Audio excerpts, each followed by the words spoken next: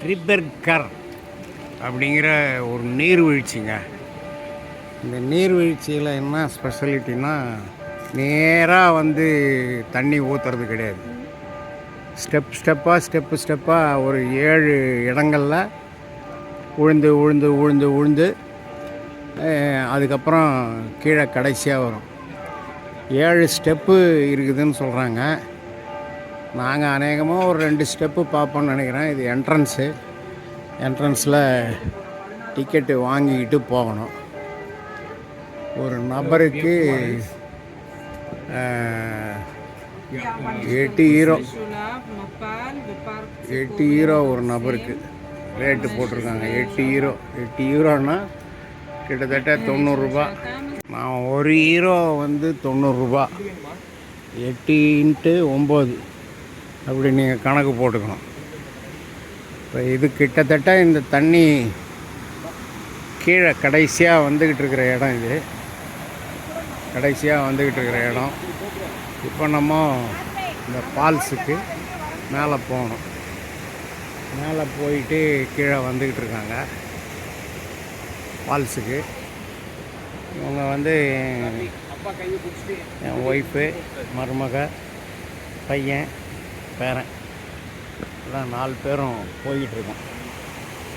இனிமேல் கிட்ட போய் தான் ஃபால்ஸை காமிக்கணும். ஓகே, இப்போ இதில் பாருங்கள், மேலே தெரியுது பாருங்கள். மேலே 1 2 3 4வது ஃபால்ஸுங்க. இது நாங்கள் நிற்கிறது இந்த 1வது ஃபால்ஸு. ஜெர்மனியினுடைய அதிக உயரம் கொண்ட நீர்வீழ்ச்சி அப்படின்னு சொல்கிறாங்க. மொத்தம் இது 7 மலை அப்படி தான் சொல்லணும். 7 மலையானக்கு போகிறோம் இல்லையா, அந்த மாதிரி இந்த ஃபால்ஸுக்கு நீங்கள் பார்த்தீங்கன்னா, நான் எவ்வளோ ஜூம் பண்ண முடியுமோ அந்த அளவுக்கு ஜூம் பண்ணியிருக்கேன். இது வந்து அவ்வளோதான், ஃபுல்லாக ஜூம் பண்ணியாச்சு. அதில் உயரத்தில் தெரியுது பாருங்கள். அவங்க தனித்தனியாக அதெல்லாம் ஹைட்டு. இந்த ஹைட்டில் பார்த்தோம்னா தெரியும். ஒரு 7 மலை ஏறி போகணும். அதுக்கு தகுந்த இந்த மாதிரி படிக்கட்டு மற்றதெல்லாம் அவங்க அமைச்சு வச்சுருக்காங்க.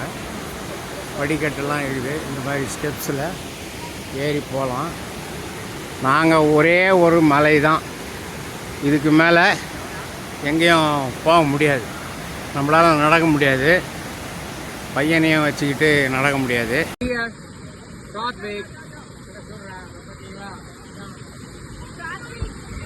பின்னாடி நிற்கிறோம். இந்த மாதிரி 6 ஸ்டெப் இருக்கு. அதெல்லாம் நம்மளால் ஏறி போக முடியாது. 6 ஸ்டெப்பு இது மாதிரி போக வேண்டியிருக்கு. வந்தமே பார்க்கணுமே அப்படிங்கிறதுக்காக பார்த்துட்டு போகிறோம். ஜெர்மனியினுடைய மிக அதிகமான உயரம் கொண்ட நீர்வீழ்ச்சி. அவ்வளோதான்.